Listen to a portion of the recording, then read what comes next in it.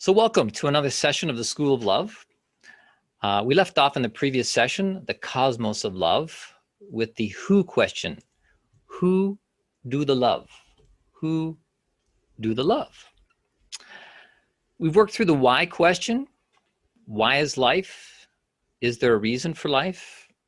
And there could be a lot of reasons or not.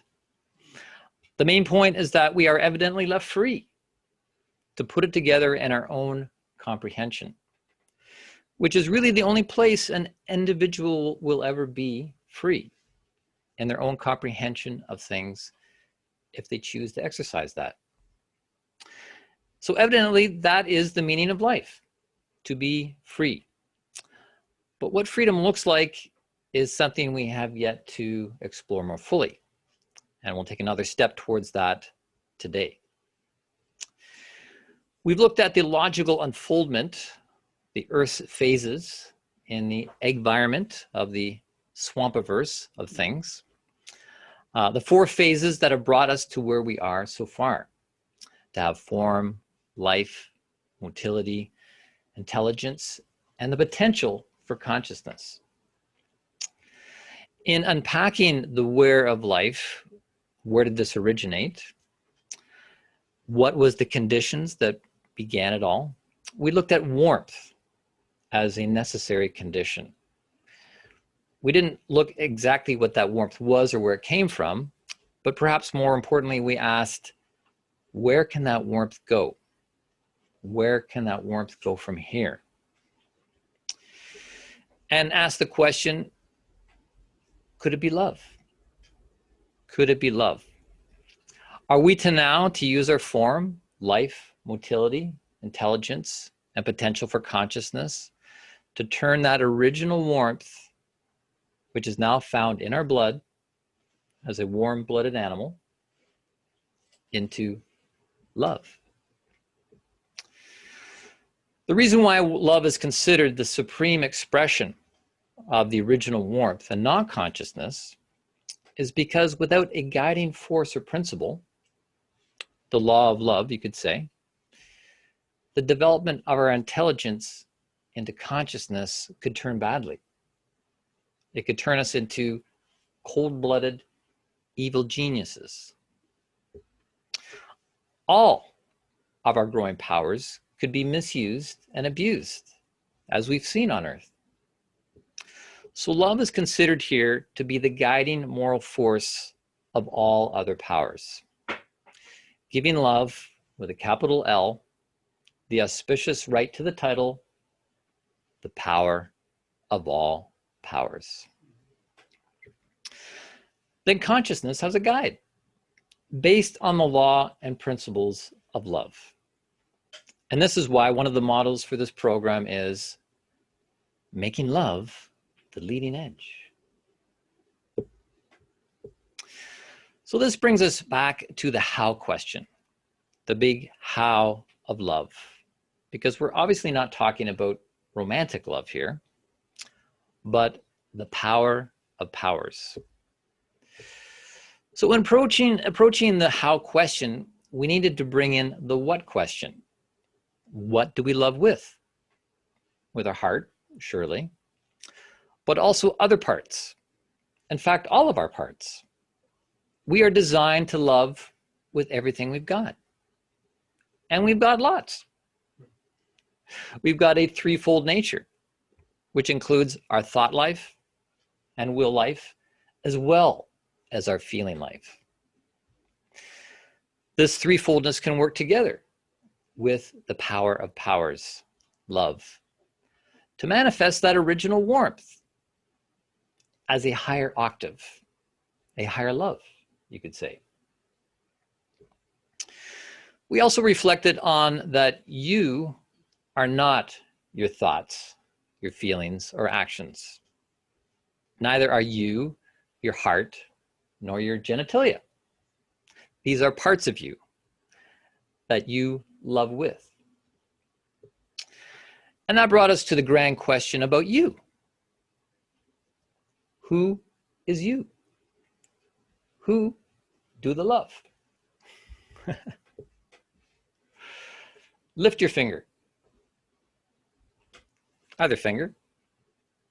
The same finger that has been cut and healed 100 times since your childhood. That finger that you accidentally cut, and then the wise intelligence of your body worked to heal it so you would not bleed to death. Now put it down. Now lift it again. Who lifted your finger? I? Yes, I lifted my finger. I didn't lift your finger. You lifted your finger and I lifted my finger. It wasn't even your brain that did it. The brain just carried out the command. It was your thinking, feeling, and will working together. Will. And my thinking, feeling, and will working together to lift my finger. And it was my choice to do it. And you had the choice to do it or not. And maybe you didn't do it. If you chose to do it, you did it out of your free will, conscious choice. Who is it that made that choice to lift your finger? Not I. Or was it I? Who lifted the finger? Did you say I? Then I guess it was I who lifted the finger. I.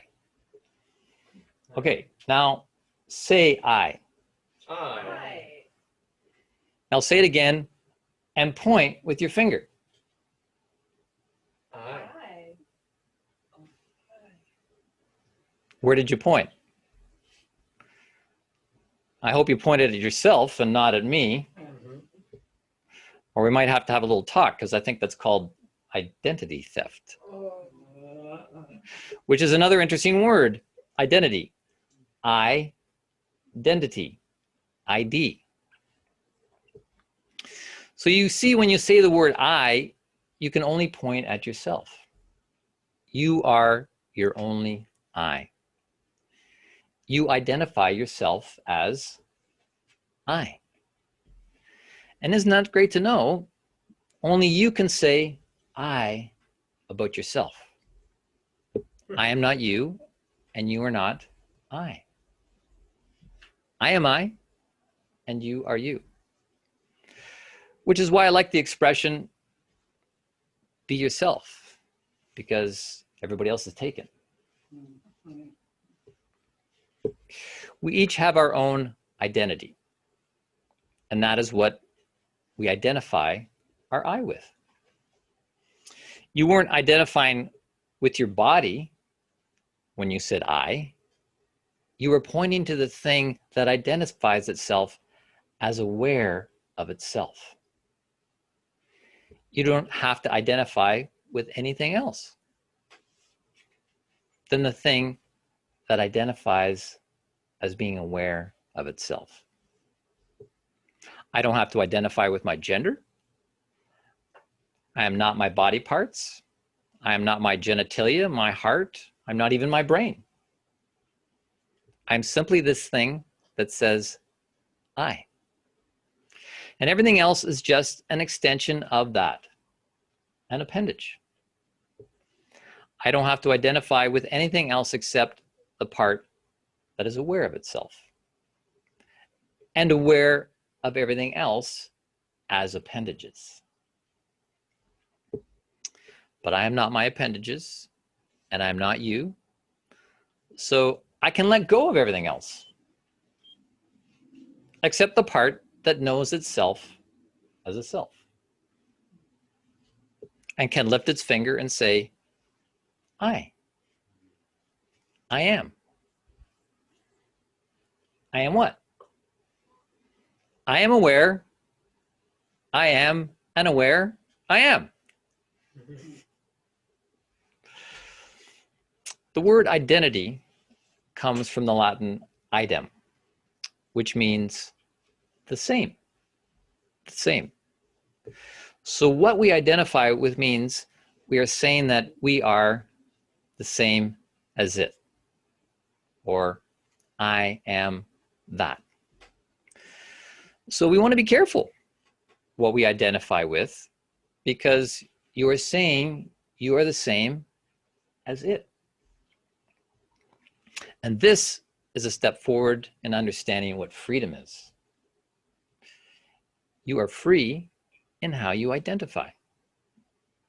You could identify with anything: race, religion, role in family, blood lineage, ethnicity, nationality, skin tone, gender, body shape, age, job, place of employment, economic status, a universal human, or even the brand of pop that you drink. I am part of the Pepsi generation. Remember that?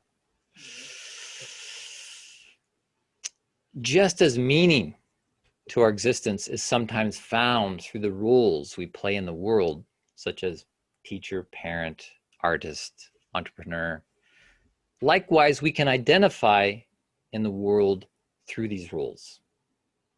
But these are merely handholds for the I to identify with on its journey. And we know they are not permanent, they are temporal and keep changing.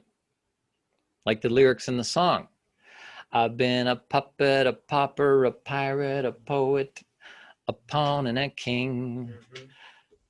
These are add-ons to our identity, and more like dressing. And we know add-ons can also be added off. They're not permanent. So here's kind of a side question to this, but a big question to ponder. Is the I who does the identifying with these temporal add-ons itself permanent? Is that self-awareness of the I something that is meant to persist through it all, and something we want to hold on to, in contrast to the dressing that comes on and off? Do we need and want to keep the I in identity alive? It's interesting how the letter I and the number 1 are basically the same shape, a vertical line, I and numeral 1. This all originates from Roman culture, which was a culture very much interested in properly representing the legal and political rights of the individual. Each person was their own individuality and had their own identity, rather than just part of some mass populace, as was the case in the past. This was a revolutionary political concept at the time, if not an evolutionary imperative. You could own your own property, have an individual vote. You were enumerated in society as someone. You were a someone. So it's interesting how the vertical line of both the numeral 1 and the letter I represent well human nature, our upright posture, in contrast to the horizontal nature of the animal kingdom. And it points to how our physical body actually says something about what is inside the body. The thing that can say, I am number 1. I am someone. So where does the I come from? You might be thinking I'm going to tackle this big where question. Where does the I come from? But it's too soon for that. Let's just look at where I comes from etymologically. Where does the word I originate from? From the Latin word ego. And what we're going to do in this session is to rescue the poor ego from confusion, because there's a lot of confusion around the word ego, which also means the poor ego itself ends up being confused. And so this session is called the background check on the ego.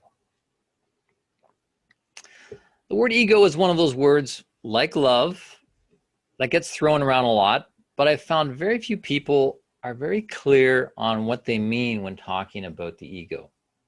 And people are disempowered as a result. I ask you, is the ego good or is it bad? Is it something I want or don't want? Do we want to build our ego or eliminate it?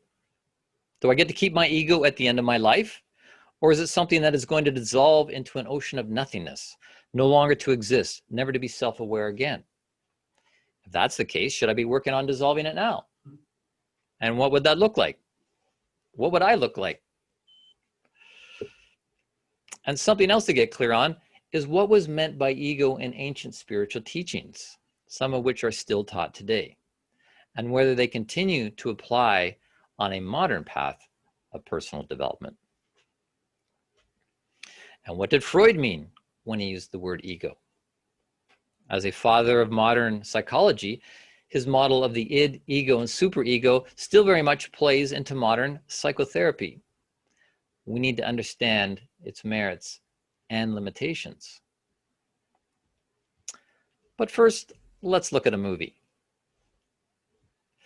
As you may have gathered, one of my favorite movies is The Matrix. Yeah. And I'm not sure if I'm proud or embarrassed by the number of times I've watched all three of them. But one of the main attractions in this series is that it revolves around one thing: the evolution of the ego. In The Matrix, we meet the central character, whose name is Thomas Anderson. Mr. Anderson. Thomas, of course, refers to the doubting Thomas of the Gospels. And Thomas Anderson is doubting himself in the beginning of his journey from zero to hero. His surname, Anderson, Ander is man and son. So he represents the son of man. He represents the everyman or the every woman. And he's a hacker too, a computer hacker who goes by the alias Neo. This is where it starts to get interesting. The name Neo, for one thing, could be considered a short form for neophyte. And Neo means new. So Neo is one who is newly starting out on an initiatory journey as a neophyte. The hero's journey, you could say. And Morpheus is the hierophant to train and initiate him. A neophyte works with a hierophant in initiation. Neo is also an anagram for one when you rearrange the letters. Neo, the one. The one what? The one ego. Ego comes from the Latin I, or number one. So this movie, the series, is pointing to the ego we all have as an ego in training. So Neo represents the I in all of us. But he's not too sure what this business of him being the one is about. He's a doubting Thomas. And we are all that as well, because we don't really know what being an I or ego is about. So we're all hackers too. Hackers at life, right? But things begin to change. Neo starts to wake up in the Matrix. When he's cornered by Agent Smith in the subway station, he chooses to fight rather than run. He turns and starts to believe in himself. Agent Smith removes his sunglasses and says, "I'm going to enjoy watching you die, Mr. Anderson." The response? "My name is Neo." He's starting to recognize himself as an I am, an ego being, the one, Neo. I actually like to combine the two words Neo and ego together into Nego. Nego. So we can alternatively use the word nego to refer to the ego, as it shakes off some of the confusing connotations and misconceptions around the ego. There's often certain prejudice against the ego, and it's given a bad rap. We hear things like, drop the ego, get rid of your ego, you have too much ego. I ask you, are these accurate or misleading statements? When we looked at the phases of Earth's incubation, we saw how in the fourth phase, our current phase of unfoldment, we have the potential for freedom. But who or what has that potential? Your brain? Your heart? Your genitalia? No, you, the I of you, the I who held up the finger, the one, the ego, nego. My name is Nego. Your name is Nego. But what are we really talking about here? We're just playing with words and names, and a name is just a symbol pointing at something else. What does the symbol symbolize? What is the word pointing at? It's not so important what it's called as what it does. So we're back to the big what again. What is the ego's function? We want to know what we're dealing with in our ego, and for that matter, we want to know what we're dealing with in other people's ego, right?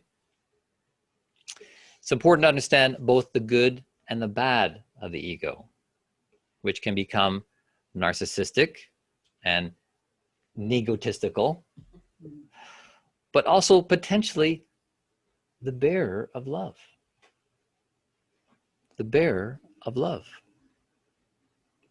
Or potentially the blocker of love. So logically, if love is the power of powers and the ego is blocking it, does this mean the ego is the biggest block to human evolution? So hopefully you're now seeing the need to go deeper into the nuts and bolts of who and what you are, doing a background check on the ego, which may lead to a paradigm shift for you. There are many different paradigms offered in the world today, and there's no agreement amongst humanity as to what is the best paradigm. That is both good news and bad news. Good news in that it means you are free to come to your own conclusion out of your own egoic comprehension of what is real and what is illusion. The bad news is that it can be confusing and challenging at times to know what is real and what is illusion. It's a challenge to our intelligence, our consciousness, and our ego. But there is a need to know, so we can live and make choices based on reality and not illusion, because our freedom is contingent on that. Remember from session 1, you should know the truth, because the truth will set you free. Free of what? Illusion. Quite naturally, because we live in a realm of duality, there are polar opposite paradigms, opposing views. Western science holds that you've got life and then you're dead. That's it, done. When the lights go out, the party is over. You're gone and the ego is gone. In fact, science is not even sure if the ego ever existed because it cannot be quantifiably proven. Then you have ancient Eastern teachings that say the objective of life is to live so that when you die, you no longer exist as an ego being. Live life so your ego no longer exists, and at the gate of death, you're absorbed into an ocean of blissful oblivion. Personally, I'm not satisfied with either of these options. And I've spent much of my life looking for another box to tick. Another paradigm that seems to make more sense out of everything that I've experienced in the phenomenon of life. And it's not that I feel we can just make up any old story to satisfy our existential angst about existence, but there must be a way to get a clear understanding. How can we know the truth about what the ego's destination is? How can we know the truth about what the ego's destination is? Instead of trying to find a definitive paradigm of the ego, let us return to the phenomenological approach and see how the phenomenon of the ego is experienced. There is a sense of self-awareness in the ego, right? I am. You are aware of your presence. You are aware you're sitting on a chair with the floor below and the ceiling above. You are aware that something happened before class. You are aware there will be things to do after the class. You have a sense that this is a moment in time with a past and a future. You're also aware that your life had a beginning and it will have an end. You are aware that you are part of a family, part of society, part of humanity. You're aware that you need to have an income because you're aware you need to pay bills. What these awarenesses add up to is a sense that you are at the center of something. Call it duality or whatever. You, I, are at the center of something. And what is key to this phenomenon is that something in you feels itself at the center of these things, of everything. What this boils down to is an experience of oneself at the center, which could be called egocentric. And this is not necessarily a derogatory term, as it is sometimes thought. It just is. Egocentricity. To be egocentric can actually be a good thing as well. It means you experience yourself as an I, and experience this I-ness at the center of an environment, at the center of the environment of time and space. It would be a bad thing if the ego didn't identify itself as a self and instead identified itself just as its environment or with its mother, mother-centric, which is the way a baby is.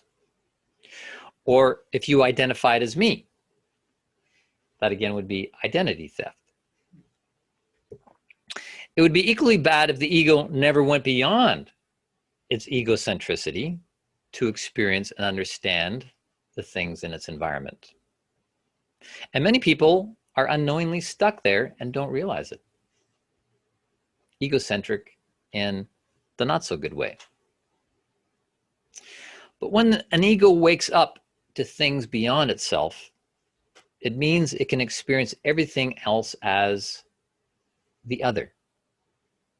There is you, and there is the other. Everything that is not you. A duality. And even though there is a unity to the universe, there's also a sense of everything being separate. Everything in the universe having its own distinct qualities. A universe full of other stuff, other than the awakened ego itself. And so the phenomenon of ego awareness is a sense of itself at the center of everything else. We're taking the phenomenological approach here to get to know how the ego is functional and also how it can be dysfunctional, which is exactly what Sigmund Freud was all about. Starting out with a medical degree, Freud's interest in human behavior led him to do research that contributed greatly to the birth of the science of psychology. From his research, Freud saw the ego at the center of another dualistic dynamic between what he called the id and the superego. This is all considered theoretical science now because Freud wasn't putting an ego in a test tube and cooking it to see what elements it was made of and measuring the quantities, which is the Western scientific methodology he was trained in.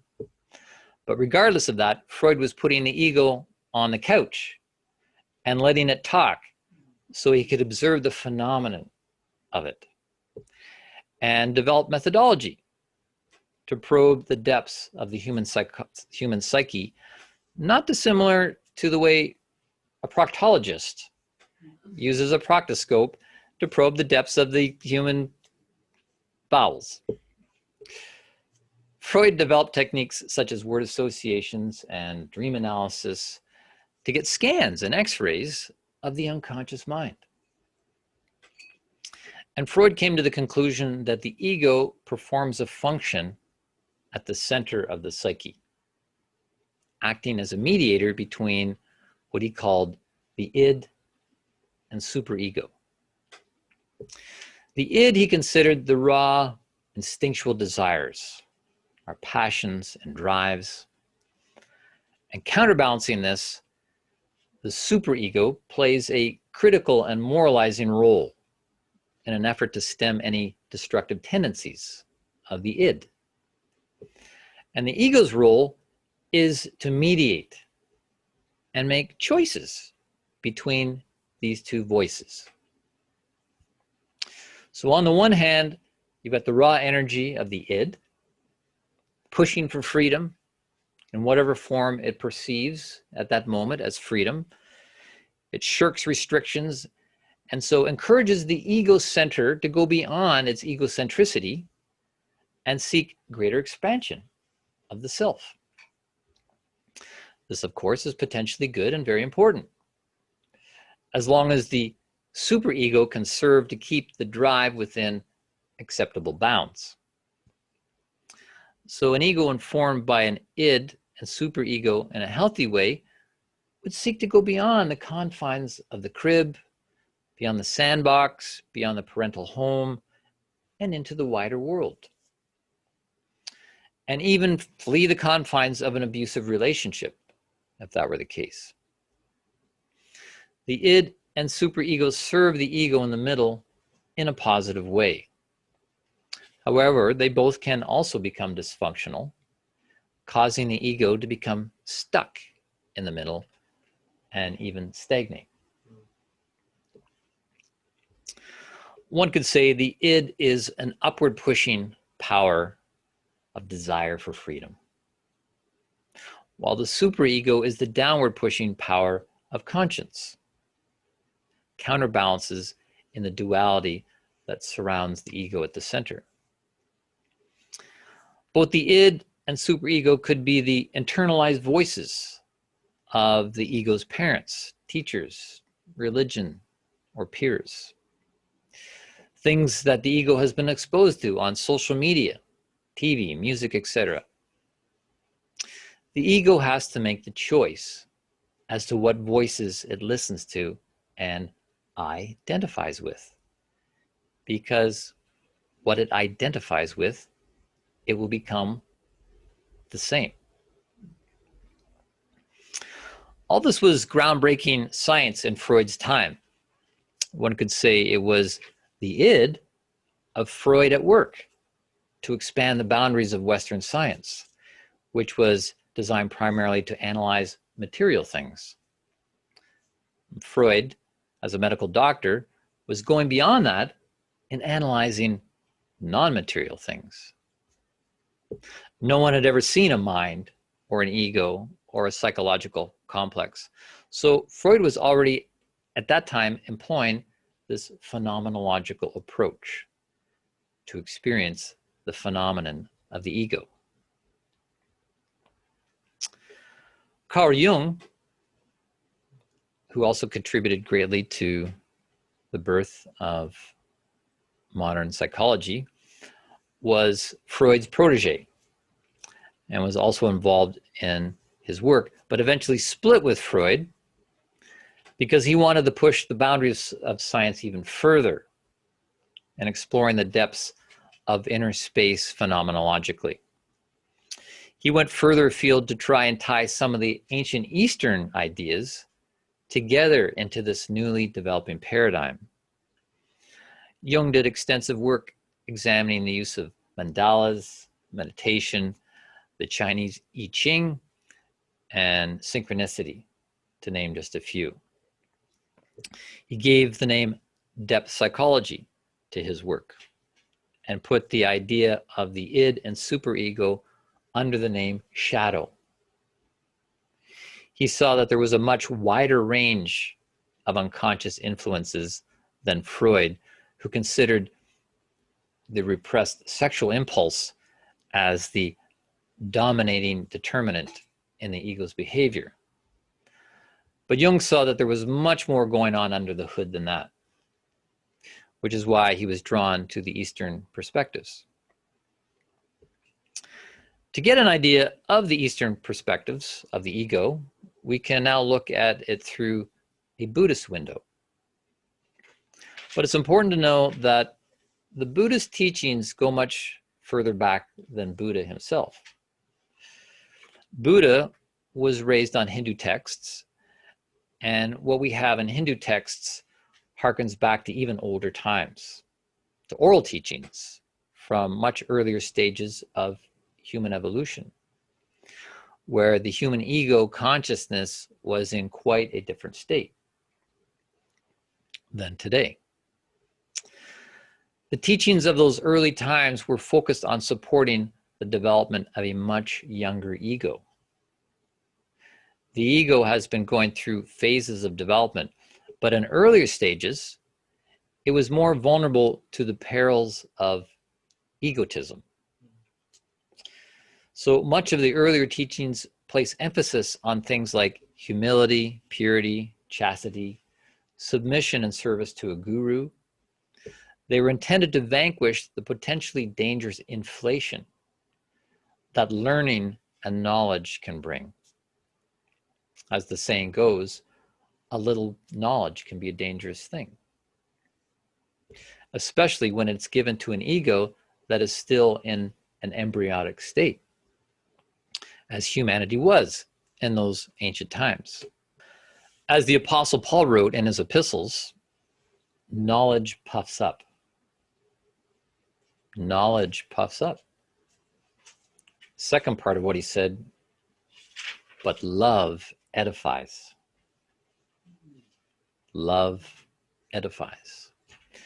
This is important to be aware of, that knowledge can lead to ego inflation, but love edifies, it builds us. Love is the true brick and mortar of our character. And as humanity evolved its consciousness from earlier times, experiencing an exponential growth of knowledge, there has been an increasing danger of inflation or puffing up of the ego. So the ancient Eastern teachings addressed this need, making the marginalization of the ego, or more correctly, egotism, the focus of the spiritual life, and an emphasis on preparing for ego dissolution at death. The religious teachings back then was what Freud might have called the superego, the conscience of the people, to keep things in check. And this voice of conscience was to prevent the unhealthy uprising of the id. So it isn't necessarily about the dissolving of the ego, but the dissolving of egotism. This is why attention was fixed on the guru teacher. It helped the ego to safely move beyond its egocentricity toward the divine light, divine warmth. The trouble is that when oral teachings eventually get written down, they become fixed and dogmatic. Then they become handed down from generation to generation and become considered as if they were addressed to everyone of all time. rather than looked at as historical documents. But just as there is climate change in the physical environment, there has also been spiritual climate change. The interior climate of the human being changes and grows. The ego has become much stronger over the ages. It has grown and matured and requires different knowledge, different instruction, a different paradigm. Which is why I think when Nietzsche said God is dead, he didn't really mean God is dead. He just meant the God we know has moved on. He's gotten a new paradigm because humanity needs new paradigm. Or as Huey Lewis puts it, need a new drug. It is quite evident that the modern ego seeks a much more scientifically based knowledge, based on earth, not necessarily the heavens. And so the older teachings can be considered as prep school, preparatory instruction. Preparation for what? Here comes that mysterious word again. Freedom. Preparation for freedom. We asked this question earlier on in an earlier session. Is your ego ready to handle freedom? Yep. That sounded very egotistical. Just kidding. So self-centered. So within the fragmented paradigms of today, there poses a potentially dangerous schizophrenic split in the human psyche. To help resolve this rift and to help put together the pieces of the puzzle into some sort of semblance for the modern mind, we can now reference the work of an Austrian scientist and philosopher, Rudolf Steiner, who was equally interested in the Western scientific paradigm as he was in Eastern spiritual perspectives. Steiner was working around the same time as Freud and Jung and saw the ego as something that performed important psychological functions and needed to be developed, similar to the Western psychological paradigm. But he also saw the ego as an entity unto itself, not just a function. In fact, he didn't say you have an ego, but rather you are an ego. And this is not just a temporary function for earthly life, but a permanent part of us. It is us. In Steiner's paradigm, the ego is similar to the ancient Eastern teachings, where it is essentially of a spiritual nature.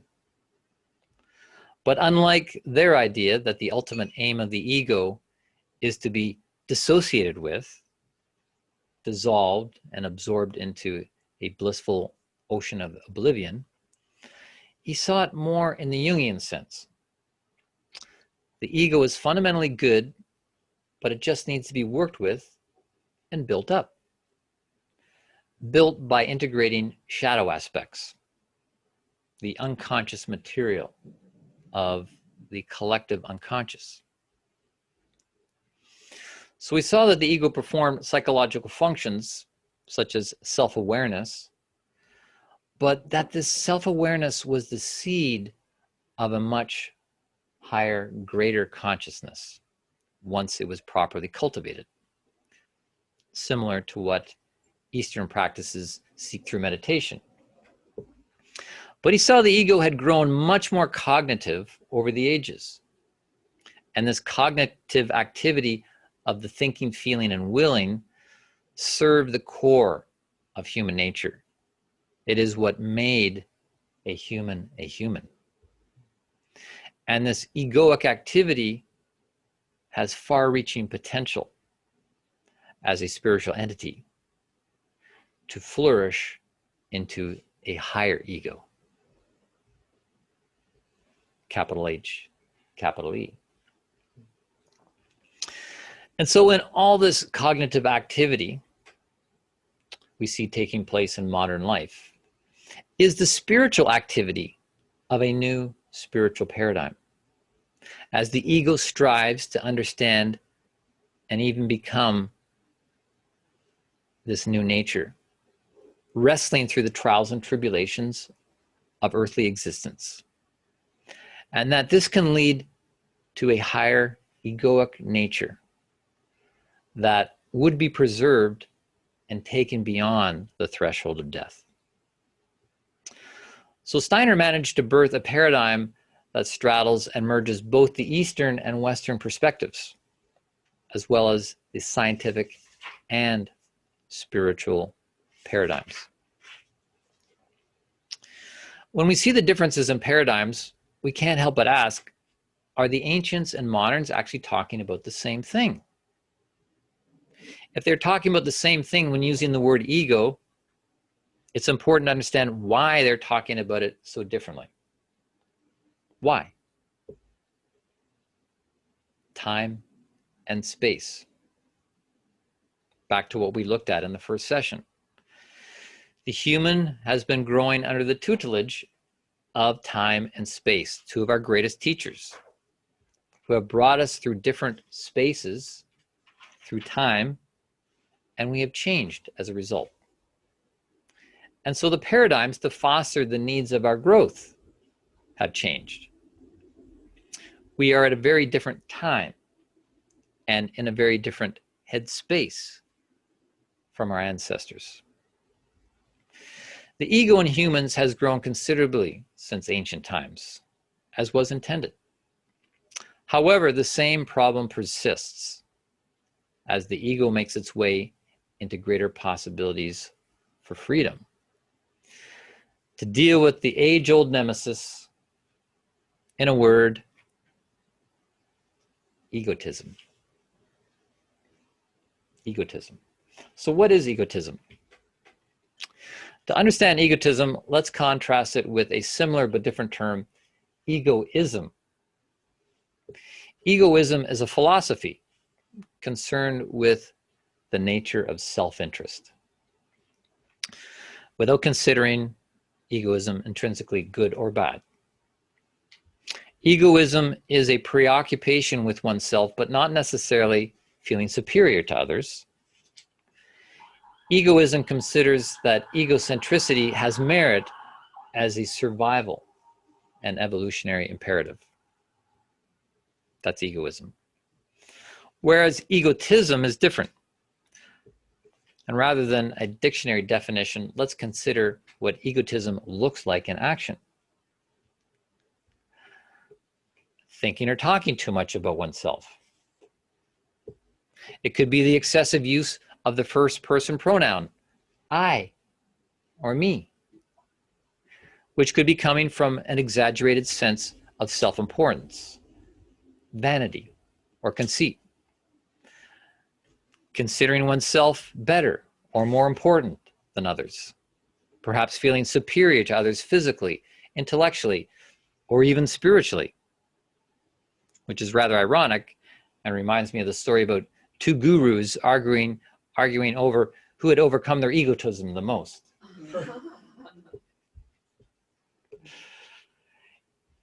Egotism is important to understand as it is a state or condition of the ego. One could recall a concept introduced in session 1. The ego falls under a spell of illusion. It's not that the ego itself is bad and needs to be stamped out, but rather is in a state similar to the body catching a virus, a thought virus, and needs healing, egoic healing. In both the modern psychological view and the modern spiritual view of people like Rudolf Steiner, the ego is seen as something that needs to be built, but not inflated. One could equate building the ego with the building of confidence. Sometimes people who lack confidence will put on a false front, a false bravado, to fool everyone into thinking they are a strong, confident ego. But this is merely inflation.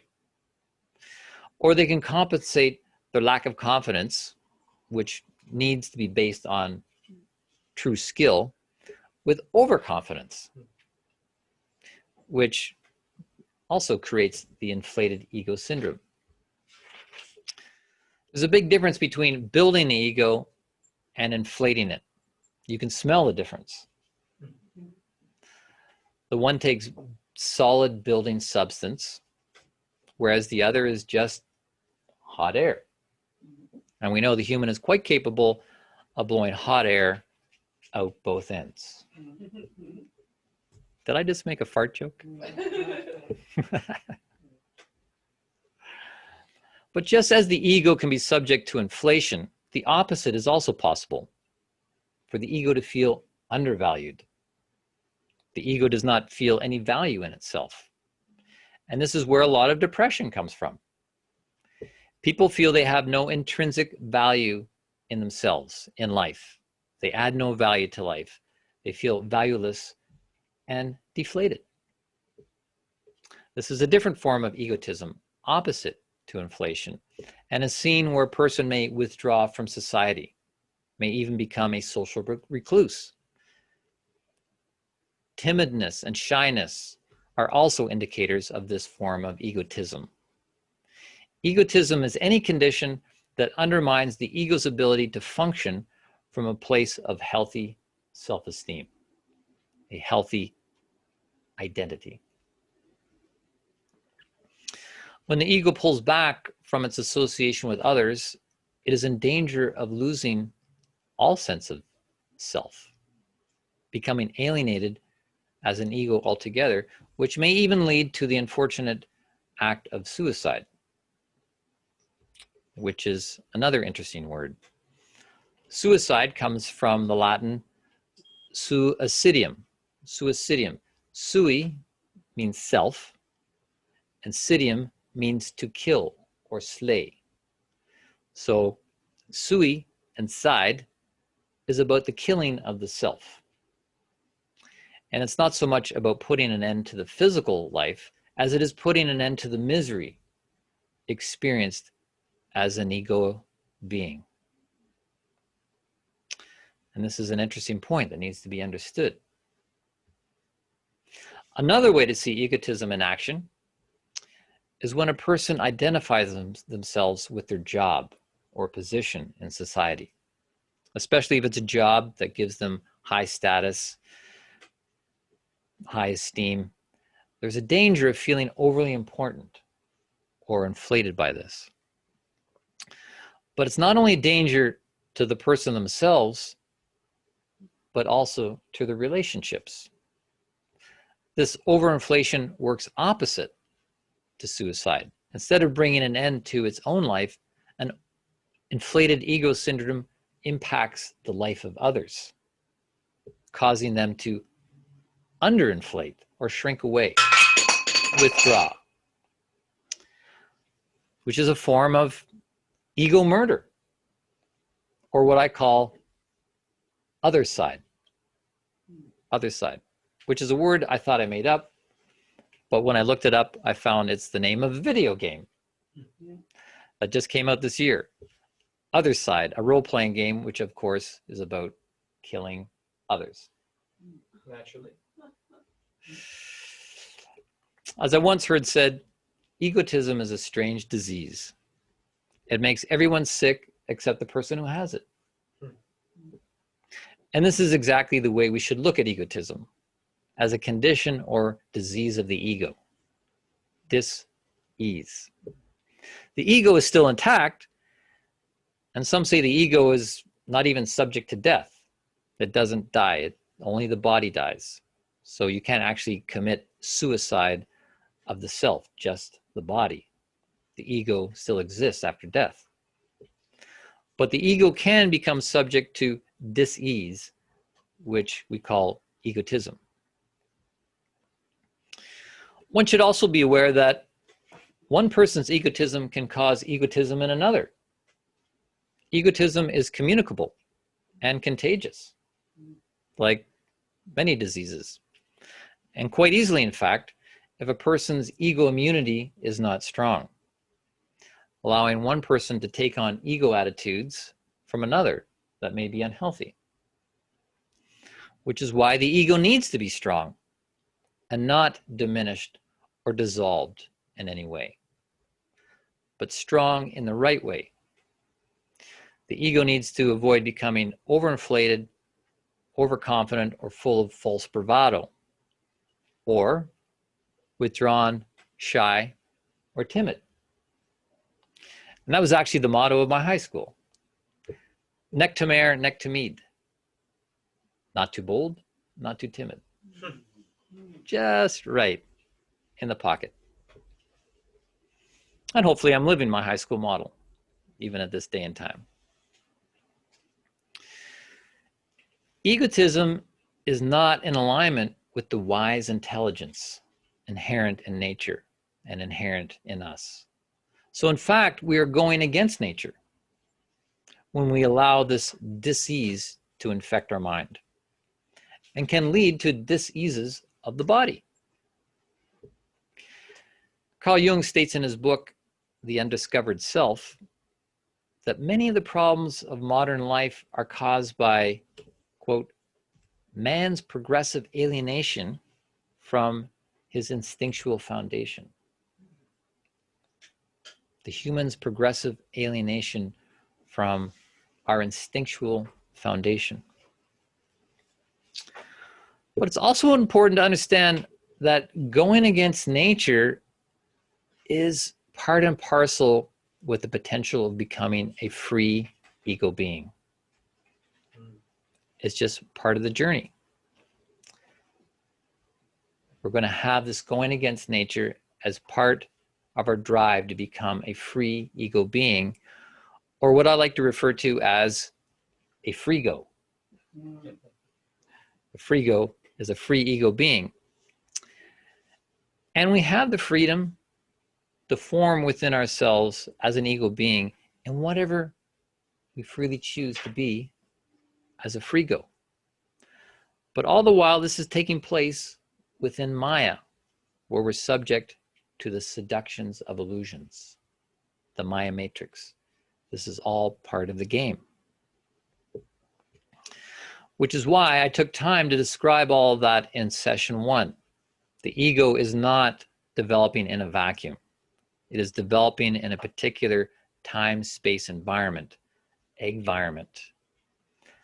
Space and time is two of our greatest teachers, which are also trickster teachers to teach, test, and redirect. But we have problems on Earth and within ourselves because we're bozoing around trying to figure it out as freegos. And our inner bozo gets caught in the hot air kind of warmth rather than the true original warmth, which we are trying now to manifest as love. Or not, as freegos. And it is this or not that is wreaking havoc on the earth because of the ego's potential for freedom. Looking further at the face of egotism, we can see that a person may react, prickle, flush, hackles go up, horns come out, bullheadedness, getting rigid, defensive, becoming blind and unable to see what is actually going on. A person under the influence of egotism may refuse to listen, even stonewall you. They've gone egocentric. And there's only one perspective, and it's theirs. All rigidity, no fluidity, no empathy. They want to do all the talking. They lose the ability to listen. They think they know already. They think they already know what you're going to say. They don't want to be told what to do. They don't want to be told they're wrong. Their ego is actually quite sensitive and can't even take constructive criticism. They would rather figure it out on their own than to deal with another ego being. because they know what a pain it is to deal with them as an ego being. It's projection, pride, and lack of humility. Sound familiar? Sound like anyone you know? Sounds like myself. Sound like anyone who looks like you? Looks like me. It's not that a person on egotism is evil. It's more about impairment. Some trauma may have happened along the way, and they are too impaired to go beyond the fragile shell of their own ego. I'll talk more about this when I speak about the ego and arrested development. Sometimes ego inflation syndrome can be extreme, where the person thinks they're smarter than everyone else. Paired with perfectionism, this is a deadly combination. In more serious cases, even when you may be sincerely trying to help someone and perhaps pointing out something about them, you may find that crossing an egotistical being tantamount to crossing a grizzly bear. The claws come out, the jaws open, the fangs emerge, and out of the blue, you're under attack and being devoured. This can be a case of one who has been abused becoming an abuser. It may require some serious therapy and inner work to overcome. In cases like that, I think it's best to do exactly what they advise on a bear encounter. Stay calm, talk in a low voice, never turn your back or run, do not stare, give it space, and back away slowly. There's no question the unrefined ego qualifies as the most vicious, horrible, stealthy of all creatures to be found on earth, or in myth, or anywhere in the universe. A grizzly bear is actually tame compared to what one human can do to another. An animal is at least following its instinct to protect itself and territory, whereas an ego out of control is limitless in the amount of carnage it can wreak on others, the planet, and itself. We will look more at this in the next session when we look at the nature of fear and the ego.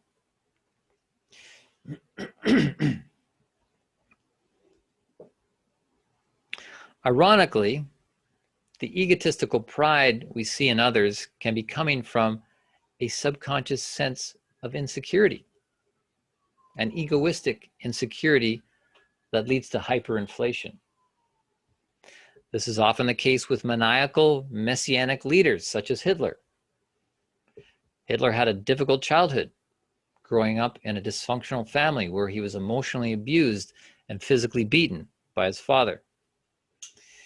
His actions later in life could be seen as an acting out from a subconscious impulse to retaliate against any authority that his ego or his id perceived would have dominance. It was in fact his acting out of a massive struggle for what he perceived as freedom, his perception of freedom, which is why he titled his autobiography Mein Kampf, My Struggle.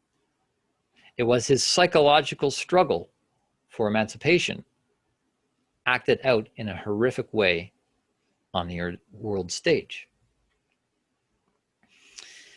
In cases like this, where the ego has been subjected to a dysfunctional external superego, in this case his father, the ego feels undervalued, which causes the id to rebel. The ego then develops its own distorted superego, as we saw and seen in Hitler's superego. We have to watch any leader who is drawn to power by subtle egotistical tendencies coming from unresolved core issues. They need to save themselves before they can save the world. So much of our ego's character gets laid down early in life. And childhood is a time to nip egotism in the bud and build a healthy ego. I'm reminded of times with my own daughter who is an adult now, but as a child often didn't like to be told what to do, as with most children. And the budding ego can bristle and get puffy. Sometimes I would say something and she would respond, I already know that. So I created a little ditty to diffuse the tension when this happened. I know you know. And if you knew I knew you knew, I know you wouldn't say I know. Which made her smile, but also gently put a pinprick in her egotism. But kids are going to be like that, partly because they have not yet fully embraced their egohood. They're just test driving it. And adults need to demo the healthy motility of egoness. Inevitably, every one of us needs to do some ego work when we grow up. A need to heal the ego of the disease condition of egotism. And we will soon be looking more at how love, as the power of powers, can do this. In the next session, we will look at what is meant by love. Much of what we have been exposed to and taught as so-called love is a misrepresentation of this power of powers and is really an expression of egotism. Much of the music on the airwaves sings about love, but is a distortion and misrepresentation. It reminds me of Bob Dylan's album, Love and Theft. Things that pose as love can really come as a thief in the night. They come to take, not give. They make promises they can't fulfill. Promises they have no intention of following up on. To give an example of this, I'd like to take you through some lyrics from a love song many of us are most likely familiar with. A bad 80s song that received a lot of airplay and got poured into many ears. Never Gonna Give You Up by Rick Astley. Oh, you just Rick Astley. You just Rick rolled us. Let's take a look at the lyrics to see Oh, God. what we've been subliminally bombarded with. I love it. It's funny. First line. We're no strangers to love. Nice opening line, Rick. Nice stroke of her ego right out of the gate. Next line. You know the rules, and so do I. Rules? What rules is he talking about? And who wrote these rules? She's probably wondering the same thing, but wouldn't dare ask for fear of appearing stupid, especially after he flattered her on the first line, we're no strangers to love. What's his follow-up pitch? A full commitment's what I'm thinking of. Really? A full commitment is what he's thinking of. He may not actually be thinking that, but he knows what to say and what people like to hear. So is this really deep thinking, Rick? Or are you just blowing bubbles out your neck? Or perhaps just full-on BS? Next line. You wouldn't get this from any other guy.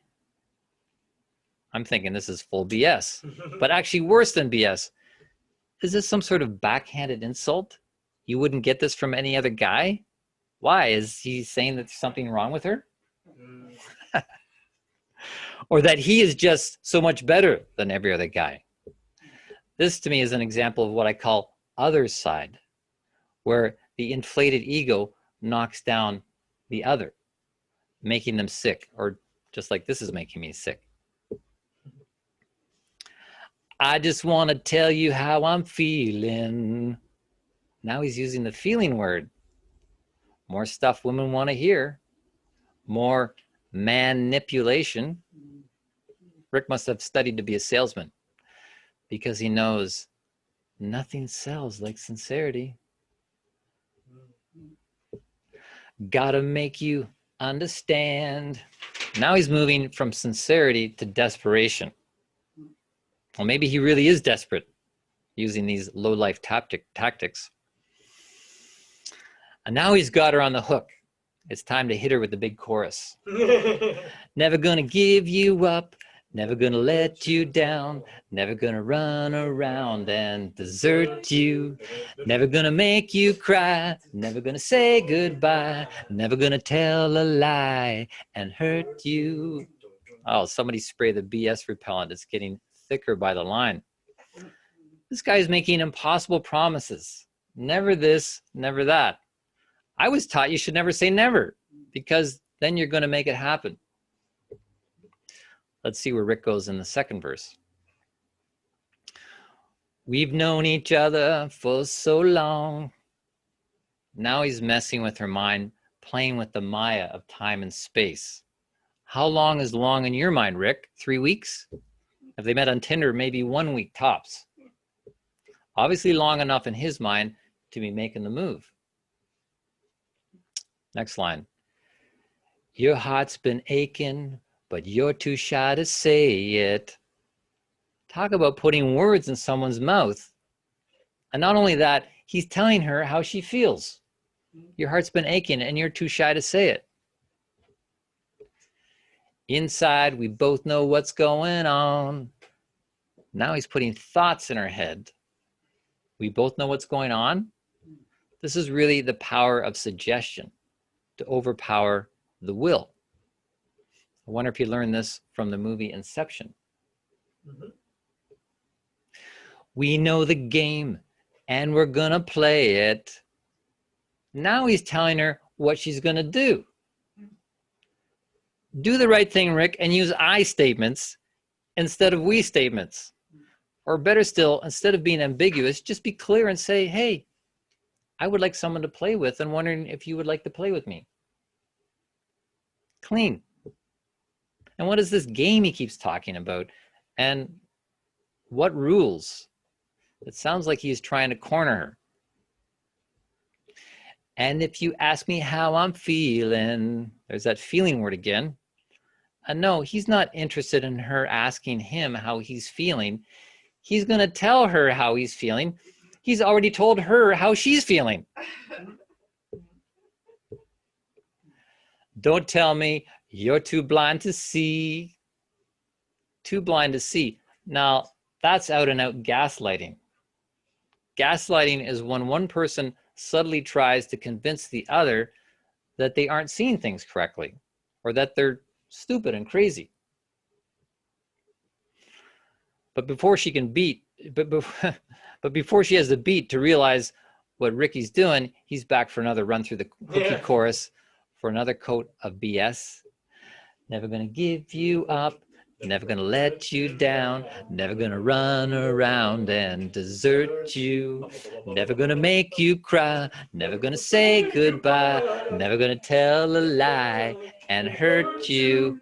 Then Rick closes the deal, repeating the hook line, driving the hook deeper and deeper with each repetition of the hypnotic suggestion. Never gonna give, never gonna give, never gonna give you up. Ooh, never gonna give, never gonna give, never gonna give you up. Right, never gonna give up, because he's got a fish on the line and he's not about to let her go. This is all backed by the pounding Anapest meter.